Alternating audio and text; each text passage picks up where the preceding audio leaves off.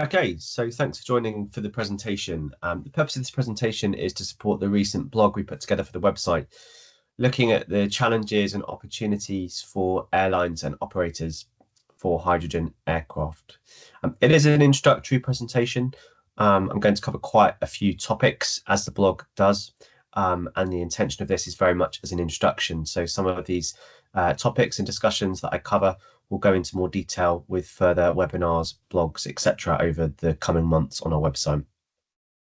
So today I'll talk about operations, so thinking about things such as refueling and maintenance of hydrogen aircraft, the multi-fuel challenge, so how airports manage the transition to new fuels. I'll talk a little bit about safety training as well, so some of the considerations for things such as emergency procedures and fuel contamination. I'll then look at the network, so thinking about things such as regional connectivity, so how these aircraft present an opportunity for regional airports that doesn't currently exist today or has been declining for some time. I'll talk about aircraft performance and payload, incredibly important to the profitability of the operators and airlines operating these aircraft. And then I'll talk a little bit about the economics of hydrogen. So some of the projections with regards to fuel costs, maintenance and the operating efficiency, which are key to airline operations. So starting then with operations of hydrogen aircraft. So currently there aren't any standards or regulations for the use of hydrogen in aircraft. And likewise, it's the same for airports. So when it comes to ground handlers, or airports themselves, there aren't any standards and regulations for the storage or handling or use of hydrogen in an airport environment. Airlines ultimately need to have the confidence that when they buy these aircraft, the airports can handle them. And there are a number of projects either completed, underway, or planned looking at this topic specifically. So the example you can see on this slide is Project Akin, which was led by Bristol Airport and EasyJet. And that looked at the conversion of a baggage truck to hydrogen. And that truck actually took the bags to and from commercial EasyJet flights in July 2024. Further to this, there is a Sustainable Aviation Test Environment, or SATE for short, that's up in Kirkwall. And that's a large project of which we're leading a work package looking specifically at the handling and fueling of hydrogen for commercial aircraft. So anything from the airport boundary over to the aircraft itself. And we're working with the CAA, the UK CAA, Loganair, the UK's largest regional airline, EMEC, a hydrogen company in Kirkwall, the University of Highlands and Islands, and Hytrans on that, as well as a number of other partners on that piece of work. And the challenge really is hydrogen has been handled in other industries for a long time. So how do you move those standards and regulations into an airport environment? And how do you adapt them for the highly regulated aerospace environment? And that's the work that's underway currently. Looking at beyond refueling the aircraft itself and storing it, there's a number of other considerations we need to make as well. So, for example, can you refuel a hydrogen aircraft next to a kerosene aircraft? How far apart do those operations need to be? And then when we think about maintenance, we currently have B1 and B2 engineers. We don't have chemical engineers in a maintenance facility in aerospace. So how do you integrate that training? Things such as hazardous voltages as well that haven't historically been present in aviation. How do you prepare people and train people for that? And then the logistical considerations. So I touched on spacing, a part of how you refuel the aircraft. But when you're putting that aircraft into a hangar, do you need to empty or purge it of hydrogen before it goes into the hangar? Do you need to consider the hangar design itself? Do you need to look at the roof, etc., the venting possibilities? These are all questions that are open at the moment. And the CAA is doing a lot of work on this. There's the Hydrogen Challenge, which was launched, of which we are one of the launch partners. And then there are a number of working groups, 3 specifically, and one of those is looking at aerodromes itself, and that work is ongoing as we speak. So if we consider the fuel and the transition, the key message here really is that this is not going to be an immediate transition. So kerosene aircraft have been around for an awful long time. And there are a lot of aeroplanes flying around in the market today. So there are around about 30,000 Boeing and Airbus aircraft flying around the world today, and another 14,500 on order on the backlog currently.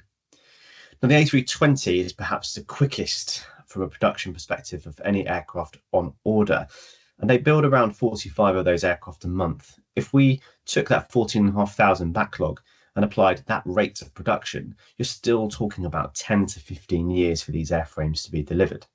Further to that, these aircraft are in service for 25 to 30 years. So these aircraft will still be operating in 2050 when a lot of the environmental targets are placed on that year. And the challenge then for airports is going to be managing kerosene aircraft alongside the new fuels such as hydrogen. So does stand design need to change to accommodate aircraft with different fuels? I touched on spacing requirements. That's something that we would consider. How does that affect turnaround times, etc.? And that's somewhere where airlines operators are going to have to be patient and work with airports as they navigate through the transition between the fuels themselves. So thinking about hydrogen at airports, the question we get a lot from airports and operators, of course, is around safety. Kerosene is well understood. It's been used in aviation for a long time. And there are a number of regulations and emergency response procedures, etc., developed around kerosene. Now, hydrogen has been used for decades in certain industries. So I mentioned earlier in this presentation, but it's looking at how it is handled, how it is stored, what the emergency response is in those industries, and then translating that into an aerospace environment. And it's considering the different behavioral characteristics of hydrogen versus kerosene. So, for example, a hydrogen flame is essentially invisible to the human eye. So what equipment do emergency teams need to deal with an emergency? For example, infrared equipment, etc. So they're all questions that will need to be considered when you are thinking about an emergency response. Another element of this is fuel contamination. So with kerosene today, it's common to take a sample of fuel to check the quality going into the aircraft. Now, with hydrogen, it's very difficult to do that. So we need to understand the points at which contamination could take place and how that quality control happens, and if it's even needed because of the differences between the two types of systems. So they're just a couple of examples on the safety side of some of the considerations that we'll need to make with the transition over to hydrogen. So taking a step back and looking at airports on a regional level and starting to think about networks, regional airports have seen declining traffic across the world now for the last 20 to 25 years. There's a number of statistics out there that will back that up. We also had some work done for us by Mark McDonald in 2023, and the figures are quite stark. Some areas have seen 90 to 95% loss of regional connectivity. And what I'm talking about here is a regional airport to another regional airport, not necessarily touching a major airport or hub. Now, the aircraft that traditionally operate those routes are smaller because there's less demand. And the challenge for operators over the last 20 to 25 years has been managing the operating costs when they have fewer seats to spread that cost over. Hydrogen aircraft are projected to be significantly cheaper to operate, and I'll come on to this in detail later in the presentation. But that presents a really exciting opportunity to reinstate those routes and to find new regional connectivity. So if we look at an example, our partner Aviation, they're looking at Northern Europe and how you better connect areas that are heavily congested or where ground transportation isn't a great situation. So what alternative can you take? What alternative does a zero emissions aircraft present if the operating costs stack up? So that's a really exciting potential here to revitalize that regional connectivity piece and provide revenue to those regional airports. Another thing to consider here is this new technology is electric. So when we look at a hydrogen fuel cell aircraft, it is essentially an electric aircraft. So the fuel is hydrogen, but the hydrogen generated in the chemical reaction powers an electric motor. We're also looking at the Islander specifically, lowering the tip speed of that aircraft. And a lot of the noise is generated from the props themselves. So the combination of the two things will create a quieter footprint of noise. And we know that operations around the world, particularly in Europe, are under increasing pressure for noise regulations. When airlines are trying to make money on these routes, often the first flight out of the day, the last flight back, allowing people to do a day's business or to go to doctor's appointments, etc., are the most important for that airline for its passengers. So again, there's an opportunity here for these electric aircraft to present better schedules and flying at in the morning and the evening, even in airports close to communities. Okay, so I've spoken about the regional connectivity and some of the smaller aircraft that operate on these routes. It's important that the economics of the system stack up because, as I've said, there are a few seats to spread the operating cost over. So payload is a really important consideration here. Now, the hydrogen fuel cell system is heavier than the combustion engine it replaces. And in addition to that, how you actually store the hydrogen is in heavy tanks. So that limits the amount of hydrogen that you can get onto the aircraft itself. So the combination of the weight and the limitations on the amount of hydrogen you can get onto the aircraft do impact range compared to the conventional aircraft. Now, to look at the Islander in particular, we're targeting a range of 400 kilometers plus 45 minutes reserve. Now, that does cover the vast majority of routes that the Islander operates today, and also existing or historical sub-regional routes as well as future routes. So we did some work I mentioned with Mott MacDonald in 2023. So they looked at the figures, and for 400 kilometers, they believe that fulfills something like 90% of the potential routes. Now, talking a little bit more specifically about routes here, I think a really important thing to understand is a realistic commercial airline operation. So when I say that figure of 400 kilometers, what we have to consider are a couple of points here. First one is, in the early days of this transition, at least, it's not always reasonable to expect every airfield to have hydrogen. In fact, in some of these operations, they don't actually have refueling at all the airports today. So we'll often work with operators and look at a return flight route for that reason. There are also then a number of other considerations that add fuel requirements to the aircraft itself. And it's really, really important that we gather the information from operators, which we've done with our partners to date.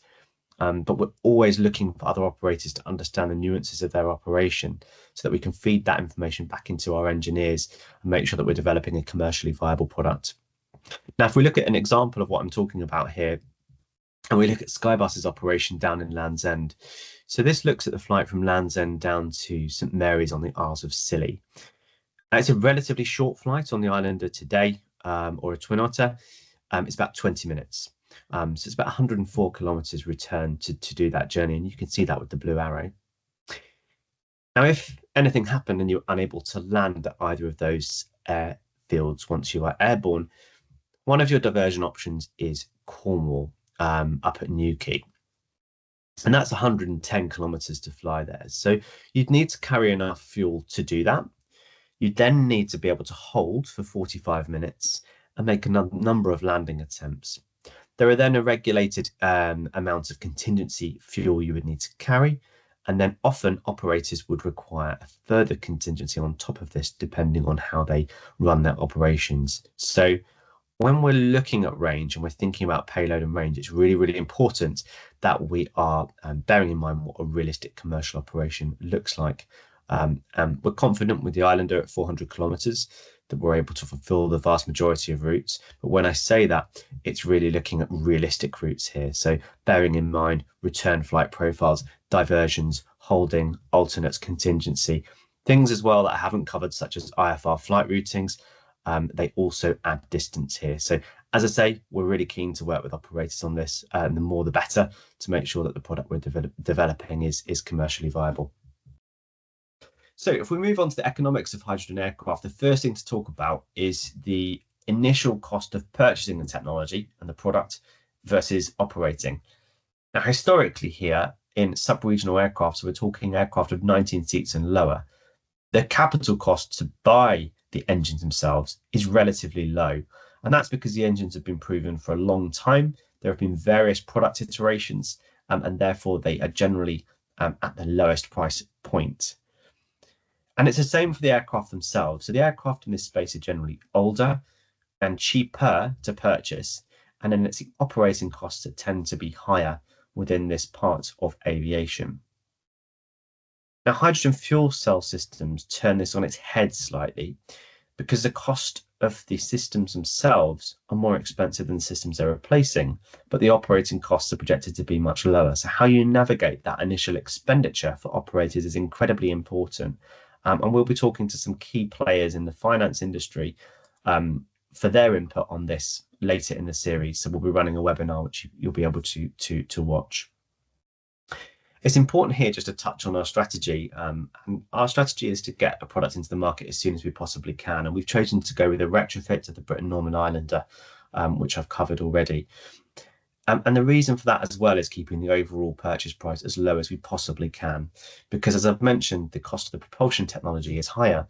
But if we can keep that airframe cost itself as low as possible, then that's really important overall. And when it comes to the actual operating cost of these aircraft, we come to the fuel. It's an important part of all of this. And the cost of the hydrogen, the predictions around the cost of hydrogen are incredibly important, of course, as you might expect. Another interesting thing here is the actual cost of the fuel you're replacing. So if we do look at the Islander, the hydrogen fuel cell system is predicted to consume about 25% of the amount of fuel in any given hour as the combustion engine it's replacing. The reason I mention that is, yes, of course, the hydrogen price is important, but when we're comparing like for like for the operators to show their potential savings, the cost of the fuel you're replacing are an important factor. So in this case, avgas, it's leaded aviation fuel, tends to be quite expensive, particularly in certain parts of the world. There's also scarce availability of it in certain areas as well. So they're factors that operators are considering when we're having conversations of looking at the transition in the future and what that might look like. And then perhaps the biggest factor in the economics comparison between the conventional aircraft versus a hydrogen aircraft is maintenance. So a hydrogen fuel cell system has no moving parts, and the time between overhauls are fairly significant. So if you look at their application in transportation today, there are figures of 10 to 20,000 hours quite regularly quoted by manufacturers, in fact, going beyond the 20,000 hours. Now, we're in aerospace, so we need to be conservative on this. Now, if we take the lowest point of that scale, and in fact go even lower, which we do personally when we are modelling the cost projections for operators, it still represents a significantly longer period between major overhauls versus a combustion engines, and that drives a lower maintenance cost. Further to this, because of the way that a fuel cell system is designed, it's modular, and that means a couple of things. When we're looking at maintenance regimes and you're thinking about replacing elements of the system, our engineers are really keen to design a system that can have parts of it replaced without impacting the overall system. And that is less intensive on man hours from a maintenance perspective and lower in cost as well. The other interesting thing and the opportunity that presents is as the product does iterate and develop and improve over time, that modular nature means that offering those improvements to existing customers becomes more and more viable. And that's a conversation we're having internally between our teams at the moment.